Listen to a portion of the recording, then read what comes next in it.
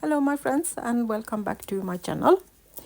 Tonight I'm going to show you how I do background pages, and by that I mean pages that I use in my journals, but I can change the front pictures or text and use it in different journals depending on what pieces of top layer I choose to have. It's going to make sense soon enough. But for a start, I'm taking a A4 paper and in horizontal mood, and I'm going to collage with my old antique papers. That will be the first layer. So I'm using my bookbinding glue, and I'm making sure that the paper is properly glued down, because we are going to have some colors on it later, so it needs to be glued down properly so it won't move later on. I'm going to speed this process up a little bit. You will see it anyway how this is done, so you don't need to see me collage down every page. So I'm going to speed this up a little while, and then I will be back and talk you through the next.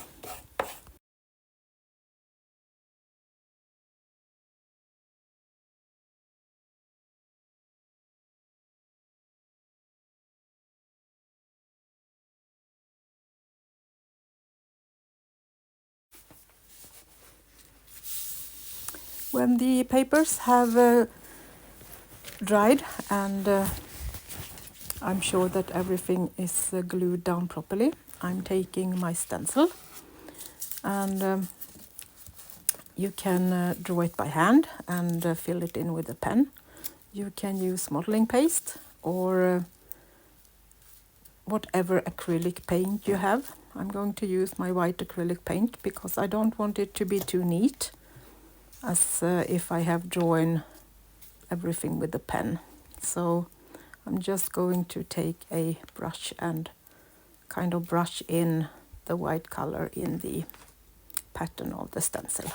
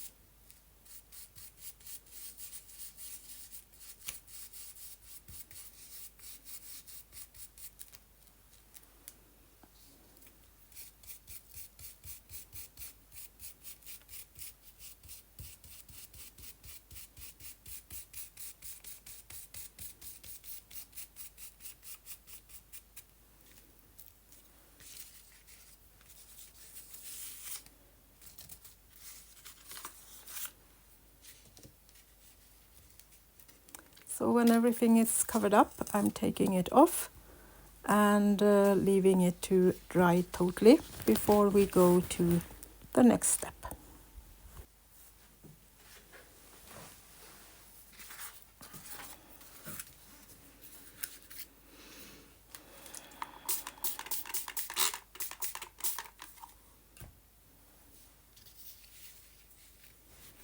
So I'm taking my water spritzer and I'm wetting the page a little bit so it is a bit easier to spread the paint. I'm just using blended watercolor paint. I have blended a couple of different blue and green tones and just using what's on my palette. I'm let the water flow a bit so it can choose its own way around the stencil. So we still can have that white but blue all around it.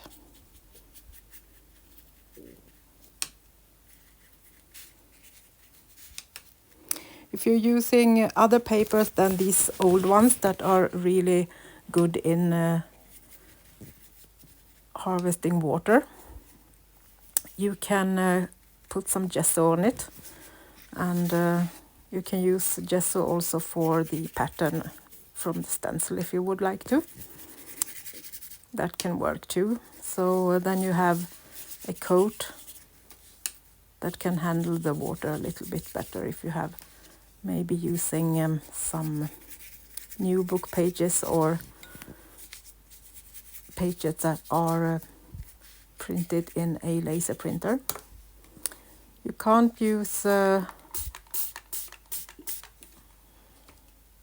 paper that are printed in an ordinary printer with paint because it's not waterproof. So if you use that kind of paper, you need to have the laser printed. So I'm going in with some more blue, different shades, and splatter and paint here and there to get some differences in the coloring of the paper.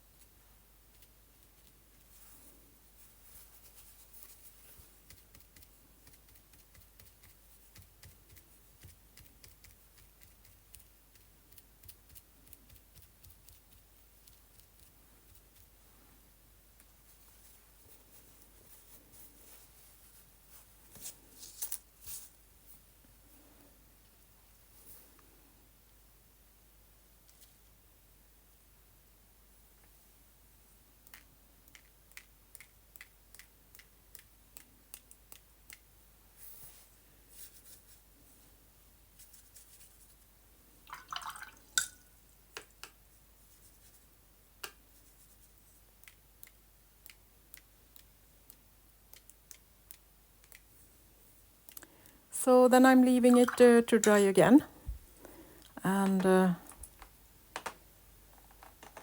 then it's time to do the fun part with the decoration with circles or rectangles or whatever you would like to, but I'm going to do it as a color palette with different colors in the circles, like I have been trying out different colors to get the right one.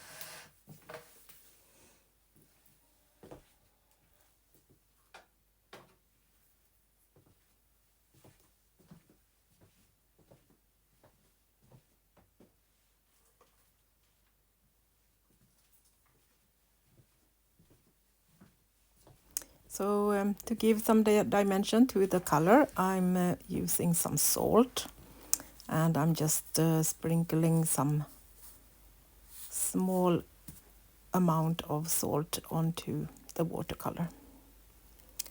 They need to be a little bit dried, so don't put it on right away when we have painted. They don't get the pattern from the salt if you put it in too early. So wait until you have a little sheen left on the circles, and then you can add some of the salt to get some beautiful patterns in the circles.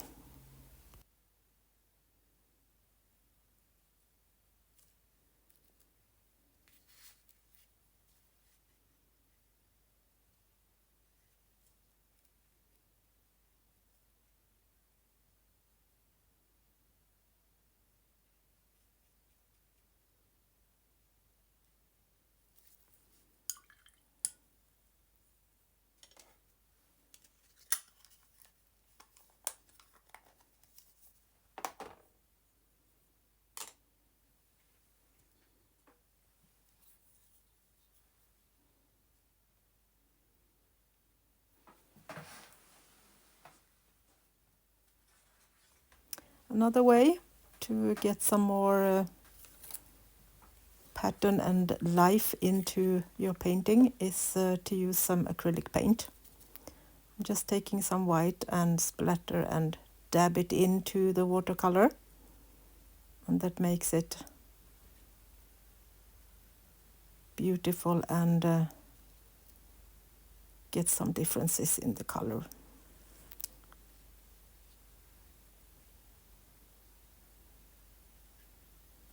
It's up to you how much white you want, if you want any at all, or if you just want to have your watercolor. You can do it different ways.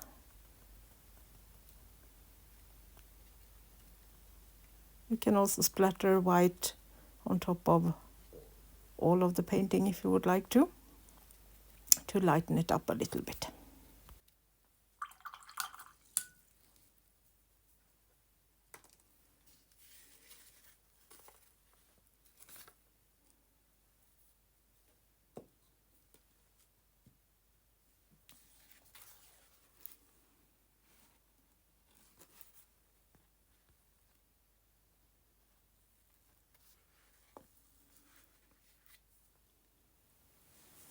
Then when everything is really dry, it's time to do some more pattern, and I'm going to use some stamps.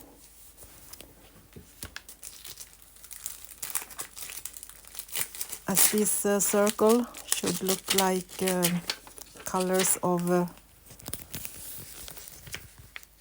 different sorts, I'm going to give them some numbers. Just as it is on the patterns of color you get from the painting store.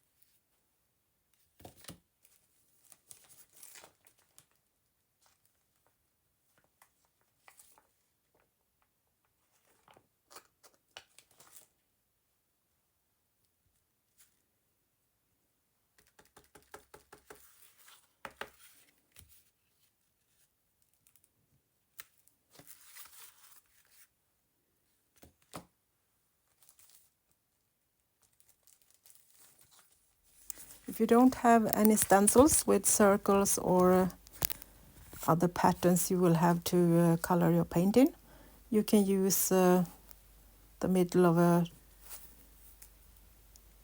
roll of tape or something like that. It's not any special size. You can choose whatever you would like to. And then I'm taking my waterproof pen and doodle a little bit. And this is just fantasy writing, so I'm not writing something special down. I'm just pretending.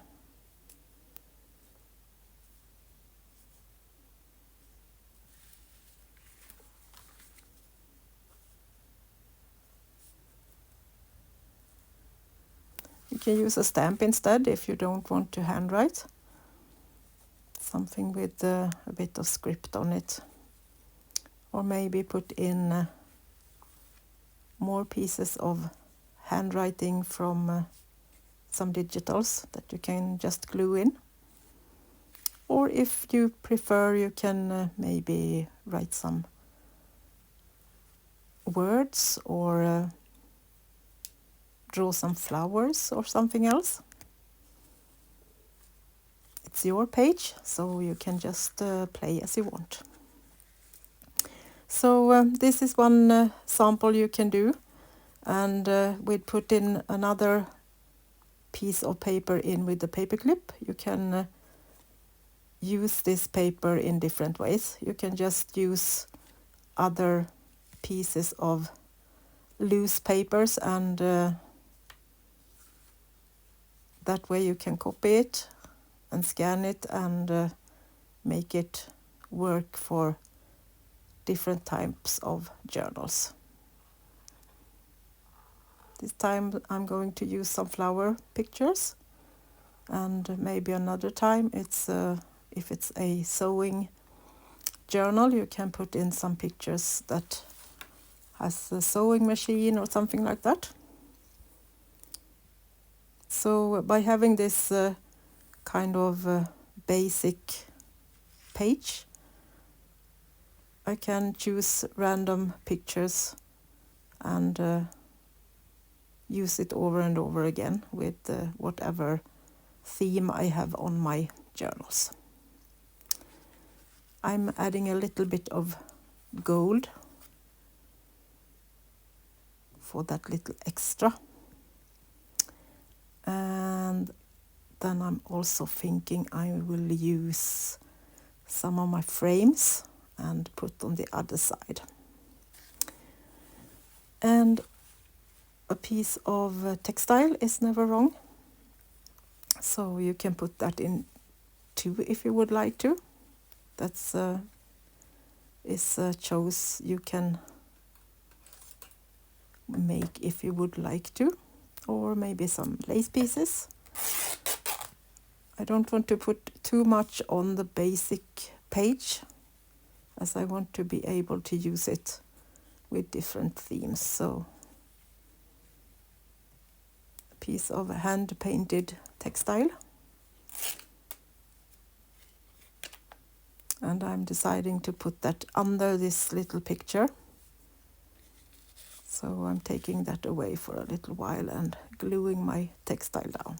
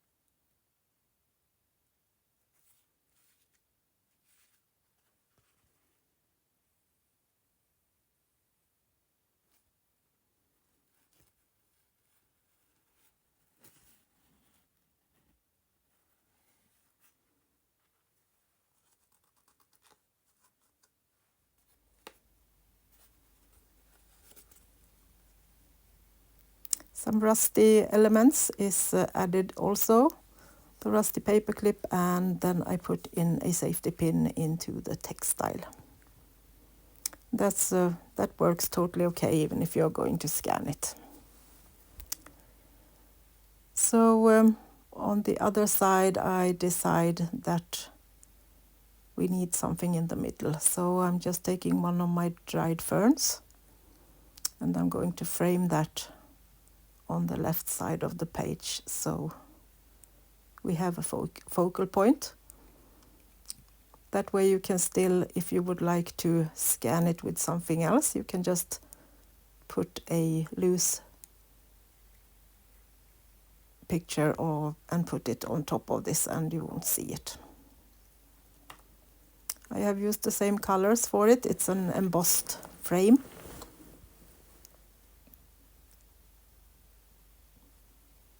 So it has a little bit of pattern. So that will be nice on top of the fern. And I guess some gold also to finish it off.